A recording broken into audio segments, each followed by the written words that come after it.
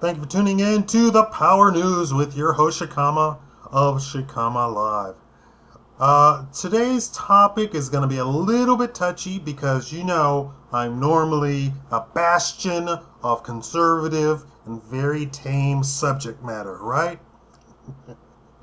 All jokes aside, so we're going to be talking about African religion and African gods in the various countries in Africa.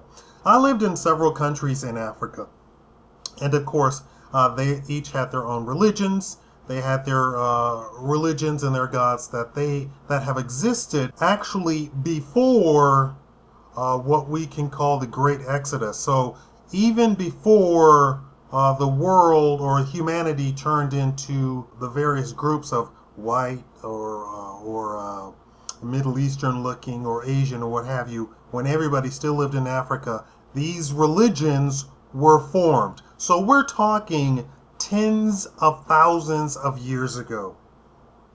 In doing research for this topic, or in doing research for another topic, I came across various articles and news reports that purported to try and supplant the African gods and the African religions, first off, as being pure mythology, something that is fantasy, their gods not being real, or worse, Christian authors trying to supplant the religion and the gods to such a degree that they were saying the African view of God.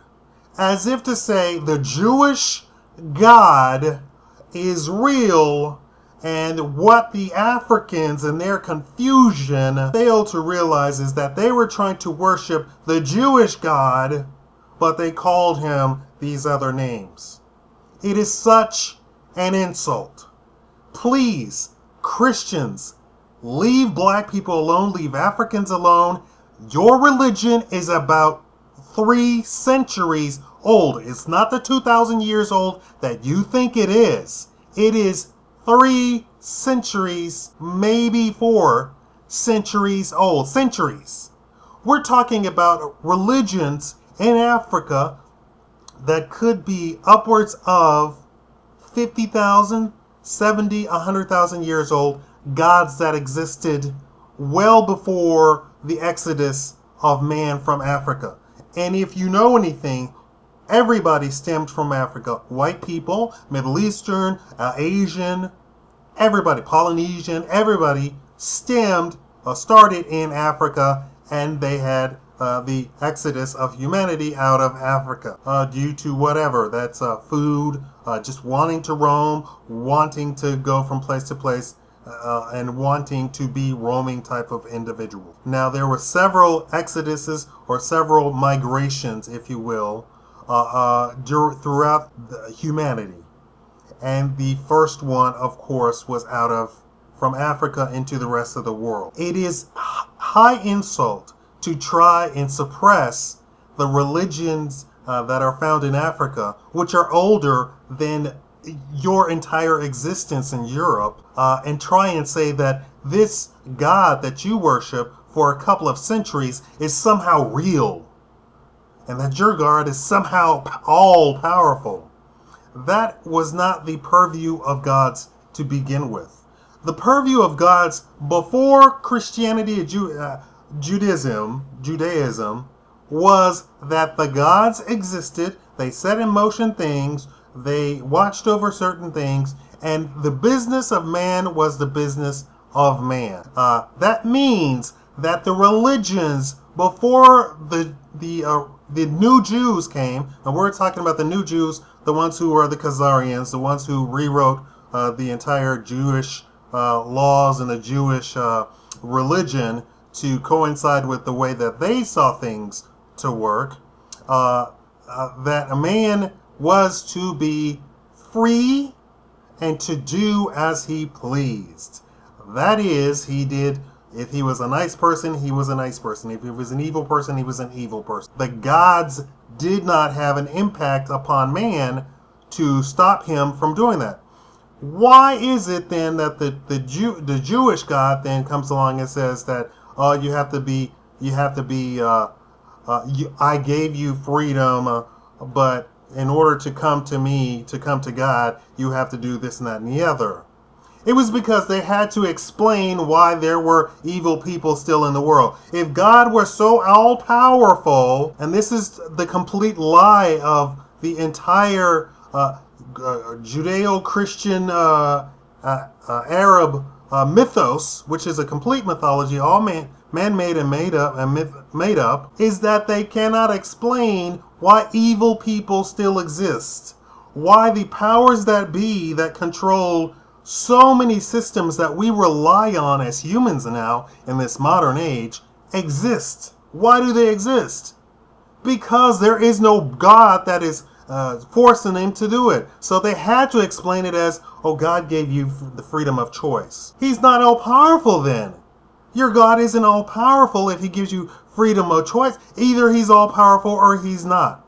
And before the Judeo-Christian sort of approach to religion, the religion was that the God was over there, he did his little business, you live your life. It's a much better approach to religion. You live your life. If you want to be a good person, be a good person. If you want to be an evil person, be an evil person. Please, Christians in America, your God is no more truth than I am truthfully white. And I'm not white. In case you were confused. In case that just, in case I was, in case you're blind or something and my vernacular is throwing you off. I'm a true black man. I am a true Afrocentrist, as you call it. Your God is no more true. The Jewish God, which is the origin of the Christian, Judeo-Christian Arab God, which is all one God. I don't know why you all want to fight with each other about it, is no more truth than any of the rest of them. You're no more truth than Ababa. He's no more truth than Aunt Nancy or Anansi. He's no more truth than Osiris Ra or Rahotep, Osiris Re. He's no more truth than any of that. He's no more truth than Mithras. He's no more truth than Buddha. He's no more truth than anything else that man has come up with in an approach to explain spirituality.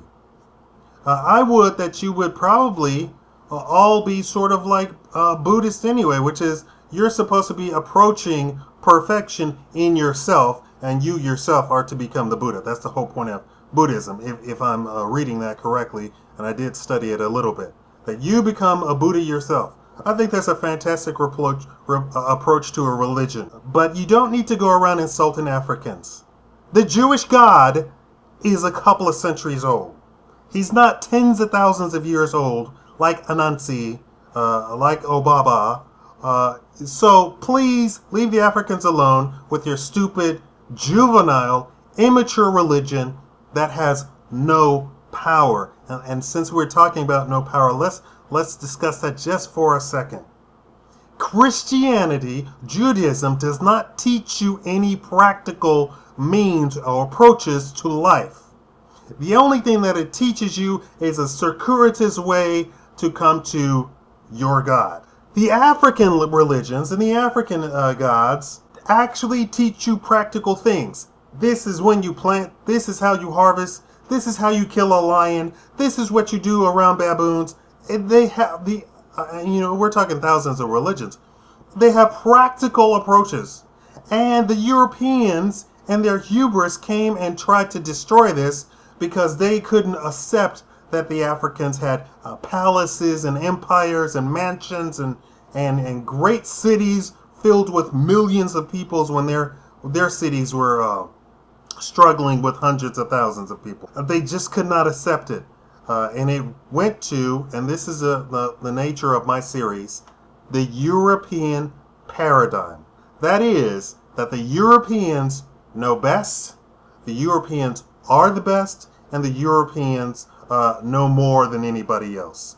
Europeans, if we're going to go into the racial divide, you are a young race. Africans are an ancient race.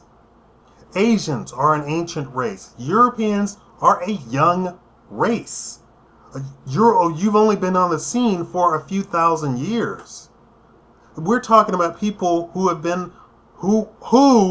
gave birth to you, whom you then went and coalesced or intermingled with what the Africans called beasts. These were the Neanderthals, and now you have scientists now coming out and saying, yes, white people intermixed with the Neanderthals, and the white genes or European genes contain the genes of Neanderthals and humans. Africans do not have Neanderthal in our genetic system whatsoever. The African call them beasts. I don't know what they look like. I know that there are pictures drawn of Neanderthals and they look pretty human, but as far as the Africans were concerned, they were beasts. They were not humans, and they would not touch them. And there's a lot of documentations of the Africans being very strict on who they mixed with and who they would even talk to. And there are many accounts of African nations banishing fair-skinned or white-skinned people. They've always had a thing against fair-skinned or white-skinned people as a sign of something evil. I don't understand why. Well, we won't get into that. Anyway, so going back to the religion, the African religions were very practical. The Native American religions were very practical. This is how you do this. This is how you build a village. This is how you pack up a village and move. Very practical.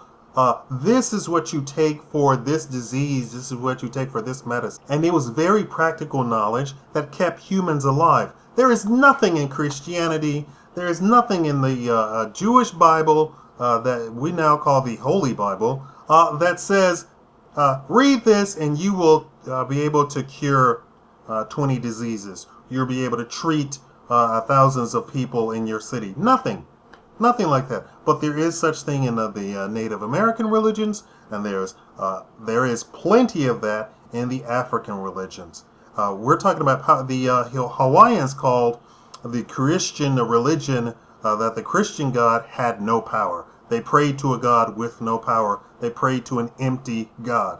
And really, I believe in my heart that there was actual power before, and that the Christian and Jewish and Muslim religions, which is all based on the exact same thing, you all want to break yourselves up into these little triad groups, but it's all the same exact thing.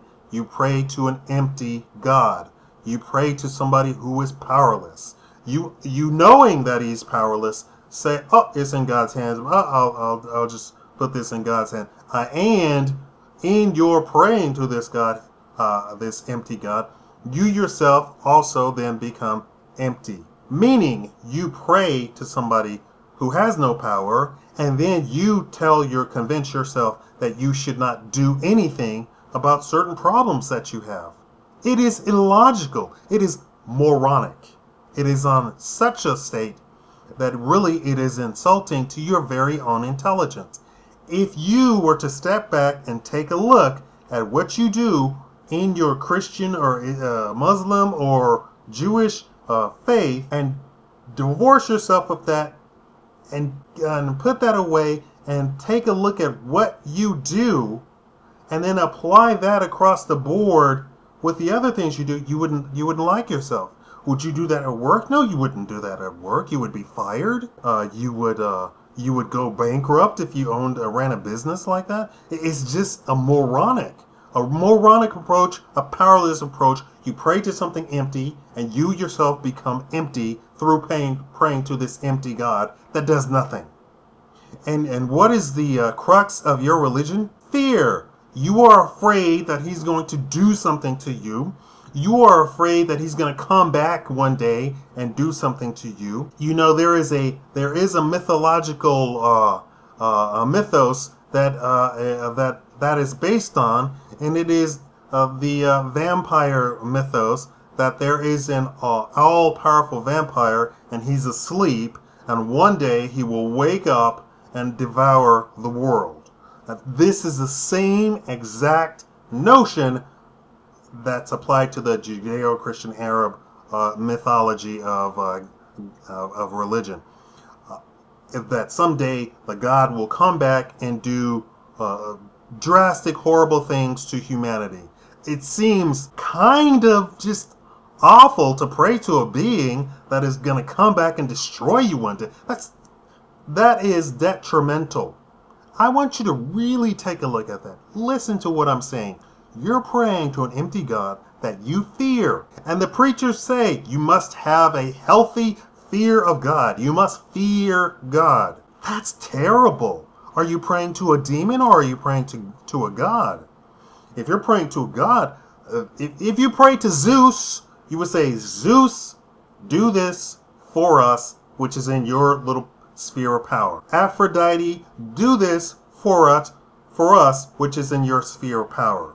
Oh Baba, do this for us, which is in your sphere of power. Osiris Ray, please let your sun shine upon our crops so that they may grow. There is nothing that says, Osiris, please don't destroy us today. I mean, that's terrible. That's awful.